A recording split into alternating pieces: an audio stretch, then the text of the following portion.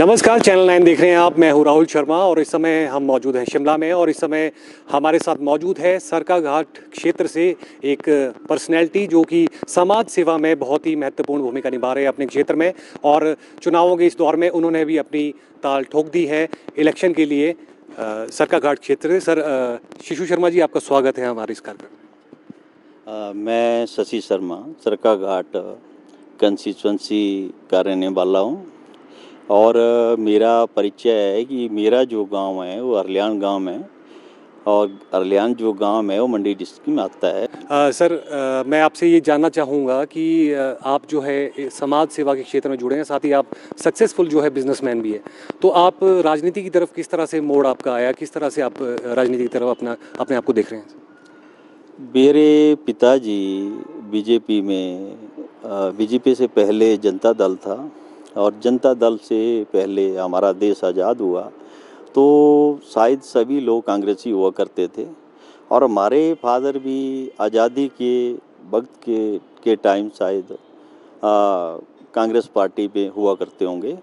उससे बाद वो जनता दल में आ गए और जनता दल से बाद वो भारतीय जनता पार्टी में आ गए और वो संघ से भी जुड़े और भारतीय जनता पार्टी में भी उन्होंने 50 या 60 साल टाइम दिया और छोटे छोटे पदों पे भी उन्होंने इलेक्शन लड़ा, बड़े पदों पे भी इलेक्शन लड़ा।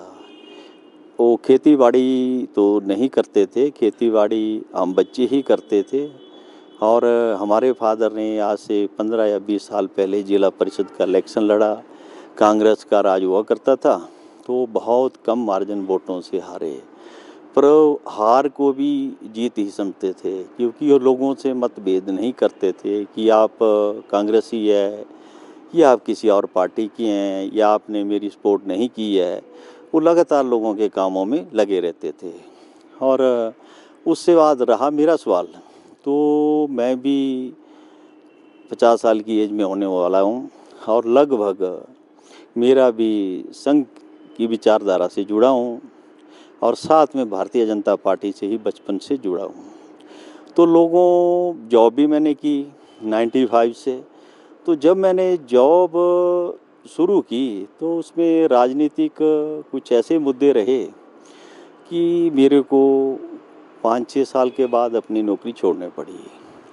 उससे बाद मैं बिजनेस के क्षेत्र में आ गया, तो मैंने रिलायंस में भी काम किया, प्रोजेक्टों में भी काम किया, तो शायद ईश्वर ने मेरे ऊपर बहुत बड़ी कृपा की कि मैं एक किसान का बेटा हुआ करता था। उससे बाद एक बिजनेस लाइन में आ गया, एक मेरा अच्छा नाम हुआ।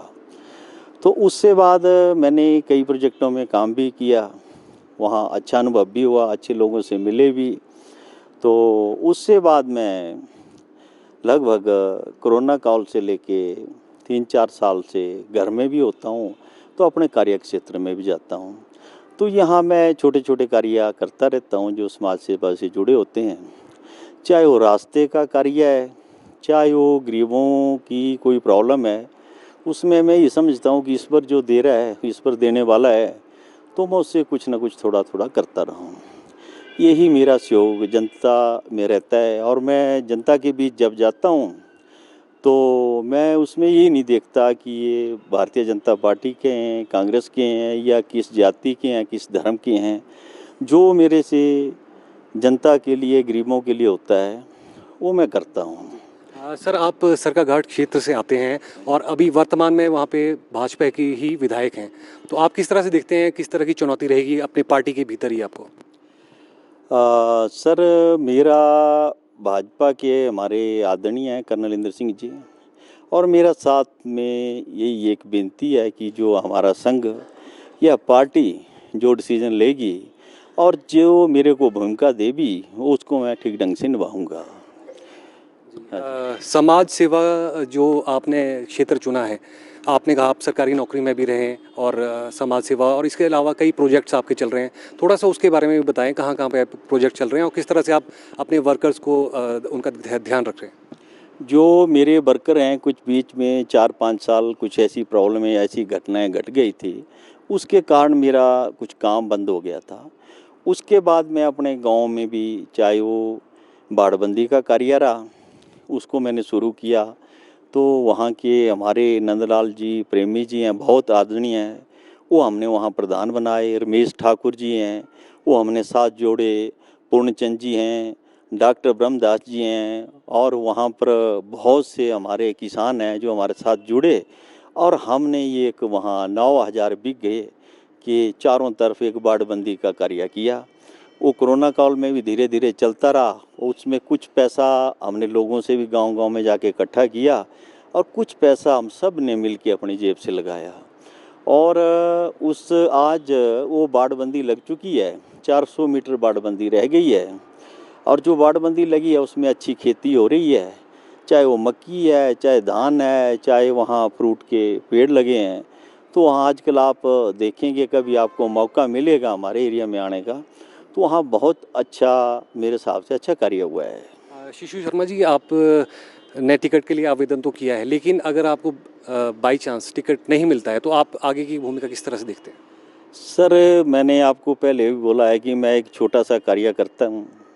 संघ या भारतीय जनता पार्टी जो भी मेरे को भूमिका देगी उसको मैं अच्छी तरह निभाऊंगा, चाहे वो मेरे को टिकट दे या ना दे, वो पार्टी के ऊपर निर्भर है। वहाँ पार्टी में बहुत अच्छे लोग बैठे हैं, आदरणीय लोग बैठे हैं, जो निर्णय लेंगे। हमारे मोदी जी हैं, बहुत अच्छा कार्य कर रहे हैं देश के लिए, बेरोजगारी को हटाने के लिए बहुत से कार्य कर रहे हैं। हमारे जयराम ठाकुर जी हैं, बहुत अच्छे कार्य कर रहे हैं हमें हिमाचल प्रदेश में। तो मैं संघ और पार्टी के साथ है, जो भी पार्टी और संघ जो मेरे लिए निर्णय लेंगे मैं उनके साथ हूँ। और साथ में मेरे जो सरकाघाट के जनता है, हमारे अपने मित्र लोग हैं, उनका कहना ये रहता है कि शशि शर्मा तो यहाँ सरकाघाट में नहीं रहता, वो कुल्लू में रहता है और जगह काम कर रहा है, तो यहाँ उसमें नहीं देता है। तो मेरा यही कहना है सबसे कि मेरी जन्मभूमि सरकाघाट है, यहीं पे हम जिएंगे, यहीं पे हम मरेंगे।